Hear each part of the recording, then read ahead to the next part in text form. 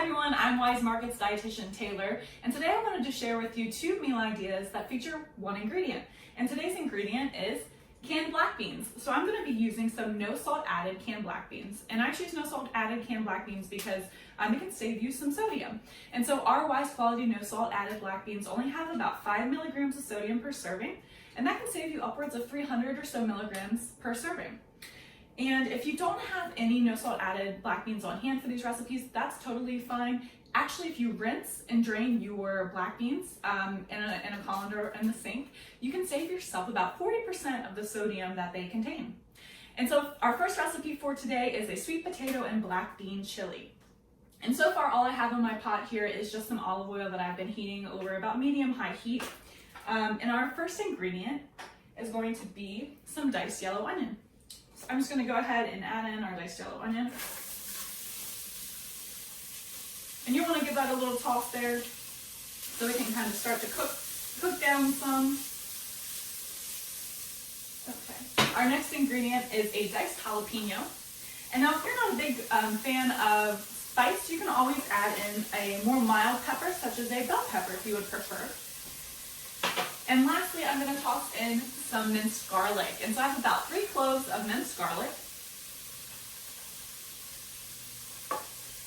And you just want to toss these all together so they all have a chance to cook down some. And you're going to let these sit for about a minute or two, just again to kind of let those flavors mesh. And so I can already smell that garlic, some onion. It's very fragrant. You definitely want to cook them so that you're smelling those ingredients. While those are cooking, I'm going to go ahead and talk about the spices for this dish. And so we're going to be using a half of a teaspoon each of salt, ground cinnamon, and also ground ginger. And so this recipe actually calls for 2 teaspoons of fresh ginger. Now, if you're like me and you don't happen to have any fresh ginger on hand, you can of course use some ground ginger. And so per the McCormick website, you can use about 1/4 of a teaspoon of ground ginger in place of 1 teaspoon of fresh ginger. So again, I'm going to be using 1/2 of a teaspoon of ground ginger. So I'm just going to go ahead and add in our spices and our salt here. And then you just want to kind of toss everything together so everything gets nice and coated in our spices. I can definitely smell some ginger. We have some cinnamon. I'm really enjoying the smell of that garlic. Okay, so now that everything in here is all nice and tossed and combined, we're going to go ahead and add our next ingredient. And so you can do the next ingredient 2 ways.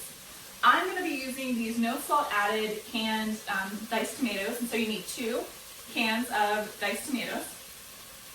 But you can also use fresh tomatoes if you would rather. So if you wanted to use fresh tomatoes, you need about 5 medium fresh tomatoes. And once you add your tomatoes in, if you're using the fresh ones, you want to cook them for about 5 minutes so that they have a chance to cook down some.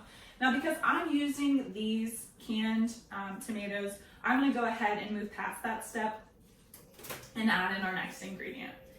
So my next ingredient is broth or stock, and I'm going to be using a vegetable stock. So this is an unsalted vegetable stock. And again, I'm using the unsalted version just to save myself on some of that sodium. And so you need 4 cups of the vegetable stock. So that's the whole container. So I'm going to go ahead and add that in.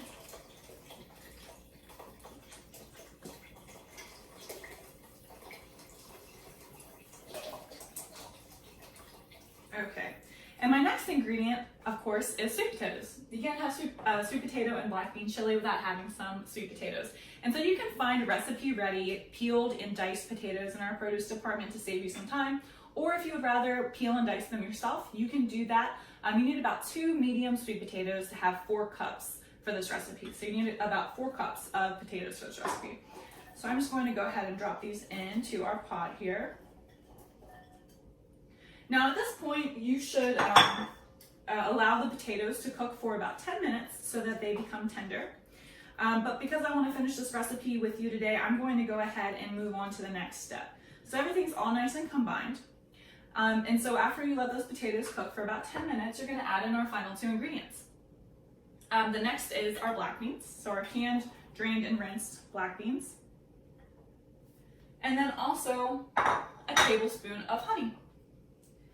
A tablespoon of honey.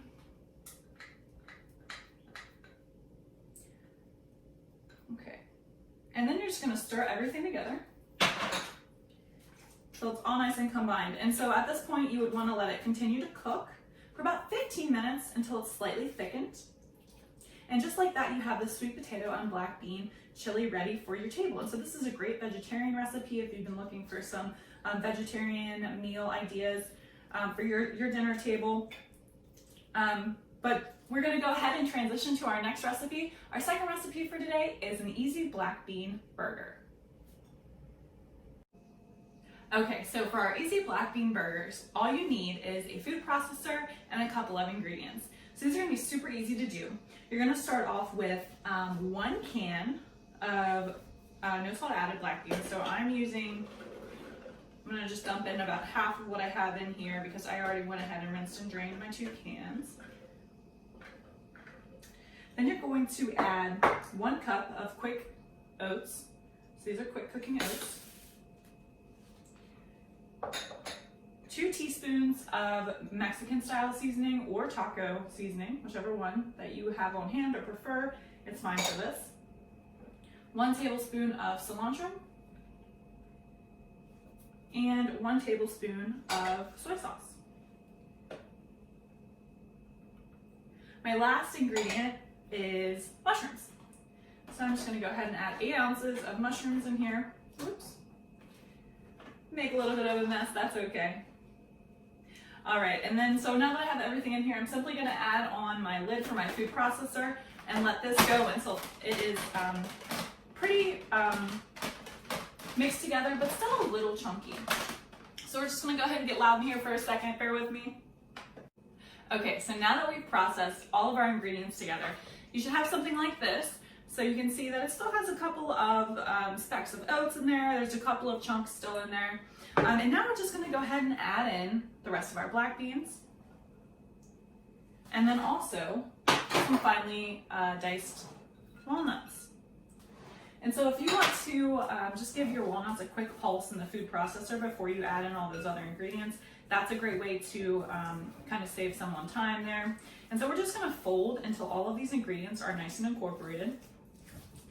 And after you have your dough of sorts for your black bean burgers, what you wanna do is you wanna shape them into patties.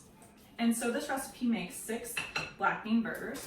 And all you have to do is just take your desired size burger out and then just roll it into a ball and press it into your desired patty shape. So I put mine on an aluminum foil covered pan, like this one here. And I usually use about 3 at a time, and then I freeze the other 3. And so these are great because they do freeze really well. You can freeze them for about 3 months or so. You do want to freeze them for an hour prior to baking them. You want to bake them at 375 for about 15 minutes, maybe sprinkle them with some cheese, and then bake them for additional 5 minutes. And so these are great on a whole wheat bun, maybe with some sliced avocado and a side salad. So I hope that both of these recipes today gave you some inspiration. You can find both of these recipes in the description of this video, and thanks for watching.